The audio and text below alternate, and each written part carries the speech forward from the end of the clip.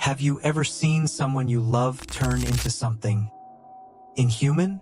Not sick, not dying, but dead and still walking, still screaming, still looking at you, but with empty eyes. That's the kind of horror Evil Dead Rise brings. It doesn't happen in a graveyard, not in some haunted village. It happens in a small apartment, in the middle of a broken-down city, where a normal family becomes the battleground between life and the evil that doesn't die. If you think you've seen scary, you haven't seen this. It begins like any other quiet morning. Peaceful lake, trees standing still, a small wooden cabin tucked away in the woods. Inside the cabin, a girl named Jessica is lying sick in bed. Her cousin Teresa walks in, checking on her. Jessica's boyfriend, Caleb, is outside, reading a book. Teresa tries to talk to Jessica, but Jessica doesn't reply. Instead, she starts reciting the exact words from Teresa's book. Word for word, her voice changes. It's not hers anymore. It's deeper, cruel, cold. Suddenly, Jessica sits up straight. Her hair falls over her face, and without warning, she starts levitating. The next moment, she lunges forward and rips off Teresa's scalp with her bare hands. Caleb hears the scream. He runs in only to be attacked and stabbed. Jessica, now fully possessed, walks out toward the lake. Teresa tries to escape, but she's already bleeding, crawling on the ground. Jessica rises into the air, floating like a demon over the water.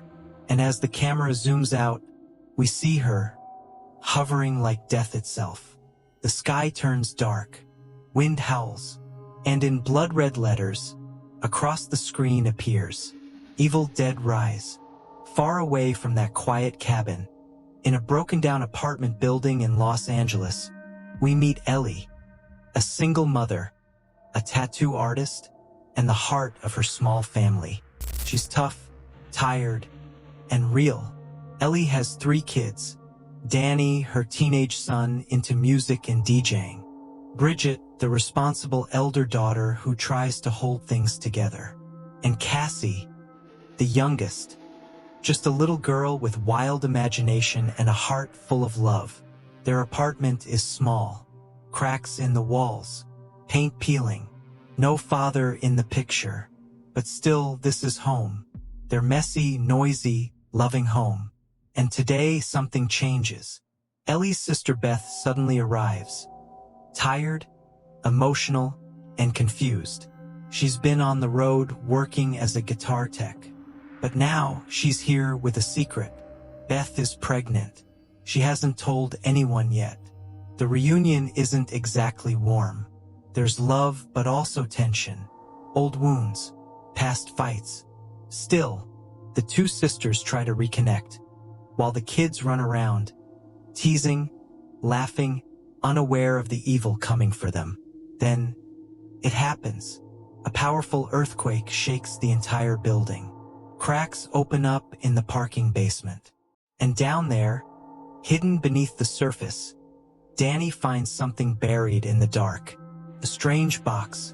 Inside it lies an ancient book, wrapped in cloth, sealed with teeth instead of locks.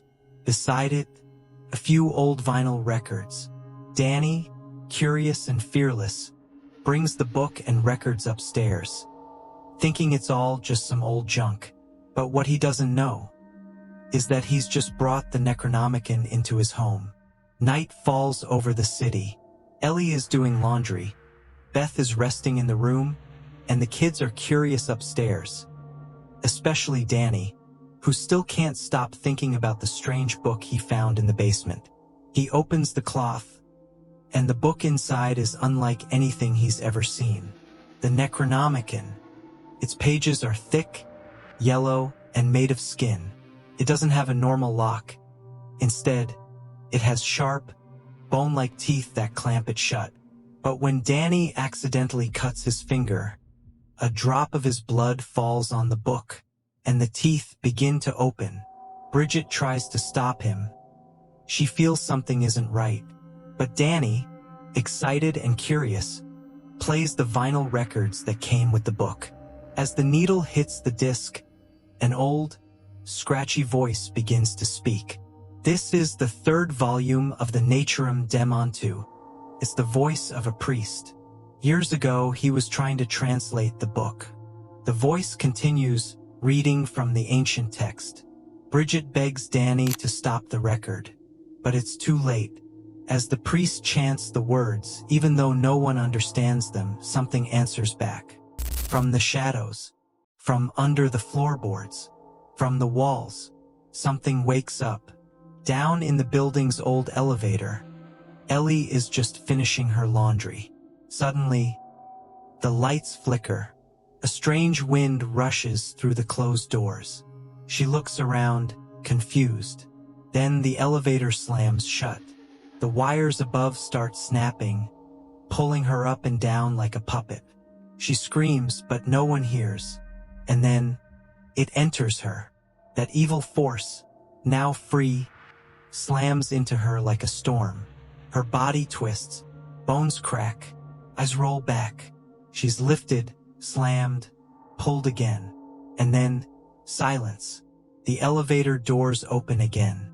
Ellie slowly walks back into the apartment. Soaked, shaking, and quiet. Beth sees her and rushes to help. Ellie says something strange. Her words don't make sense. Her face is pale, almost dead. She throws up in the sink. Not food, but black, thick liquid. Then she says, "I had the most beautiful dream. We were all together again, and I cut you all open so we could stay that way." Beth freezes, because in that moment Ellie is no longer Ellie. She's possessed, and now the nightmare truly begins. Ellie staggers around the apartment, possessed, sweating, and twitching. Her kids are scared. They think she's sick. Beth tries to calm everyone down. But then, Ellie collapses. She's taken to her bed. Everyone is tense. Beth tries to call for help, but the phones are dead. The power flickers. The building's only staircase has collapsed after the earthquake. And the elevator isn't working anymore either. They're trapped. Just then, Ellie rises again. Slow, stiff, and strange. She walks into the kitchen, smiling in a cold, twisted way. She grabs a glass of eggs, crushes them raw, swallows the yolks, shell and all. Everyone stares in horror. She picks up a pan and starts threatening her own children. Beth rushes to stop her, but Ellie screams, eyes wide open, in a voice that's not hers. "You're all gonna be dead by dawn." She attacks violently. Her strength is inhuman. She throws Beth, slams doors, growls like an animal. Beth and the kids finally manage to push her out of the apartment and lock the door. Outside in the hallway, the neighbors hear the noise and come to help. Mr. Fonda, the old neighbor, tries to calm Ellie. She smiles and then rips his throat open with her bare teeth. She attacks a teenage boy next, biting, clawing, destroying. Blood splashes across the hallway. Screams echo through the building. Inside, Beth holds the kids tight. But little Cassie, scared and curious, peeks through the peephole. And she sees her mother, staring back with bloody teeth and demon eyes, whispering, "Open up, baby girl. It's mommy." But that's not mommy anymore. That's the deadite now. Beth, Danny, and the kids are shaken. Ellie is still outside the door, growling like an animal, whispering with fake sweetness. Inside, everyone's scared and confused. But then, Ellie finds a way back in. As she's crawling through the vents, something horrible happens. Bridget goes to check the kitchen, and Ellie attacks from the shadows, stabbing her with a broken tattoo needle straight into the cheek. Blood pours. Ellie whispers something evil in her ear. Beth rushes in and beats Ellie back, finally locking her out again. Bridget is hurt, but alive. At least for now. Later, while everyone tends to her, Bridget starts acting strange. She sits alone. Her skin turns pale. Her eyes lose color. She begins to scratch her own face. And then, she vomits black blood. Her spine twists.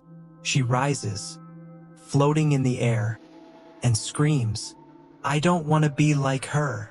But she already is. Now Bridget is a deadite too. She slams furniture, crawls on walls, and shrieks like something from hell. Beth manages to throw her off, but not without injuries. Danny locks Bridget in a room as she pounds on the door from inside like an animal. One by one, this family is turning, and the evil is spreading fast. Danny knows things have gone too far. Bridget is now a monster, and Ellie is still roaming outside, spreading death. He tries to protect little Cassie, but Bridget blocks his way, attacking him with a knife. Danny gets hurt but manages to escape. Suddenly, a strange noise fills the building. Something is changing. Ellie's deadite form mutates into a huge, grotesque flesh monster. Stronger, more terrifying, ready to destroy everything. Danny realizes it all started with that cursed book. If they don't stop it, everything will be lost. The monstrous Ellie, now this horrifying flesh monster, smashes through walls and doors, roaring like a beast unleashed. Danny, Beth, Cassie, and the scared kids scramble to find a way out. The power is gone. The building shakes, and everywhere is darkness and blood. Danny grabs a sharp metal pipe, trying to fight back, but the monster's strength is overwhelming. Beth screams for the kids to run, but one by one, they get caught in the monster's deadly grasp. Desperate, Danny remembers the ancient book, maybe the only way to stop the evil. But opening it again could make things worse. With the flesh monster closing in, Danny makes a desperate choice. He grabs the cursed Necronomicon and begins to read aloud from the pages, hoping to reverse the evil. Beth and the kids hide, terrified, as the monster howls in pain and rage. The building trembles as the ancient words unleash a powerful force. The monster writhes, shrieks, and finally collapses into a pile of flesh and bones. Silence. But at what cost? The survivors are shaken, scarred, and forever changed. They step outside, the sun is rising. The nightmare is over, for now. Supernatural forces are not bound by time or place. They are ancient, eternal, lurking in shadows, waiting for the moment to rise again. Evil like that in Evil Dead Rise is not just a curse or a haunting. It is a dark power that feeds on fear, pain, and broken souls. No matter how many battles are fought or how many monsters are destroyed, the shadow remains, always ready to claim its next victims. It reminds us that some evils are not meant to be defeated, only survived. If you enjoyed this breakdown and want more spine-chilling horror stories, don't forget to subscribe and hit that bell icon so you never miss an upload. Stay brave, stay curious, and I'll see you in the next video.